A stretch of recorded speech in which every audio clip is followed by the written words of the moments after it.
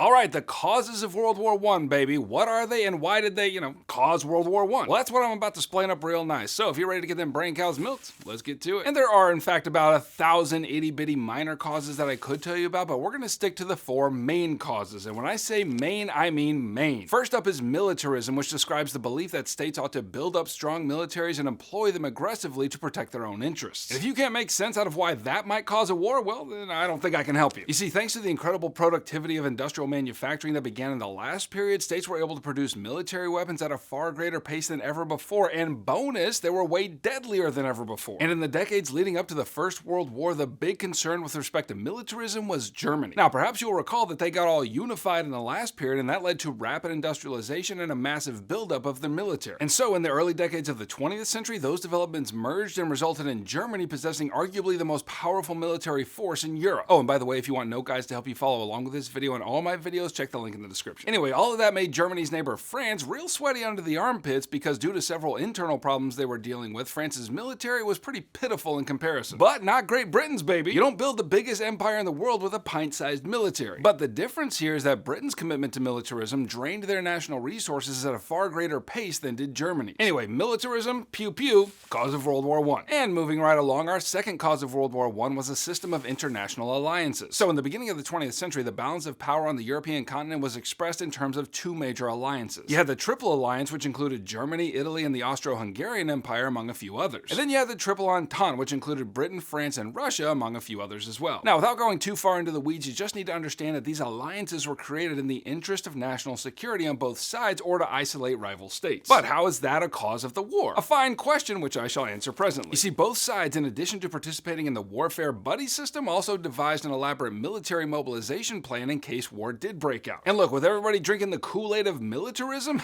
war is guns to break out. So each state involved in these alliances had built thousands of miles of railroads, and these would be the main vehicle to mobilize their troops in the event of war. But in order to enact mobilization on such a massive scale, these states had to devise incredibly precise timetables for railroad operation. And that means that once mobilization had begun, it would be very difficult to stop it without throwing those countries into chaos. Okay, cause number 3 of World War I was imperialism. So reach into your brain folds and find that spot for Unit 6, and maybe you'll remember that in the last period it was characterized by fantastic imperial expansion. Now, there were a lot of reasons for that, which I don't need to toss around here, but for our purposes, one of the most potent causes for imperialism was the desire to project power on the world stage. Like, getting bigger and better empires was how states achieved great power status, and that led to plenty of competition and conflict. And again, one of the chief agitators here was Germany, who under the influence of its national unity and powerful military sought to enlarge its own empire at the expense of other European powers. And once imperial holdings were secure and there was very little additional territory to conquer, European powers began to experience conflict over existing colonial holdings. And it was this conflict that largely caused the creation of the alliance system. And finally, the 4th cause of World War I was our old friend nationalism. Now, of course, this was carried over from the 19th century, and under its influence, many nation states emphasized the glory and commonality of their own people while defining other nation states as enemies. And as Europeans across the continent embraced nationalistic messages through schools and military service and mass media, this had the effect of convincing them that their national identities and loyalties were the most important thing about them. And even more to the point, nationalistic fervor had a way of convincing them that their national identities were under threat from rival states. Alright, class, which of these correctly portrays the British? That one. Very good. And what will this monster do to you? Steal our lunch money and then kill us. A+.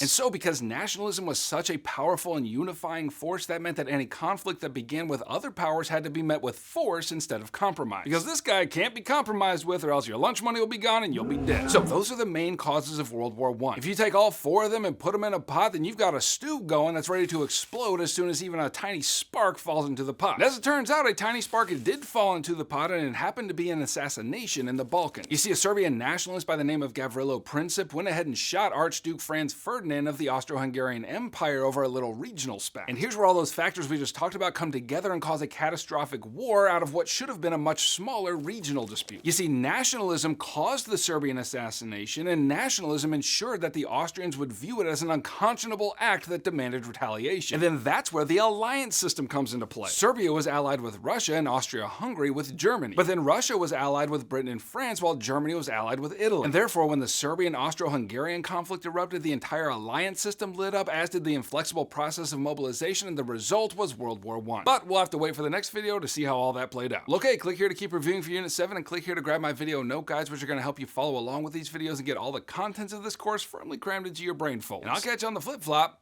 Heimler out.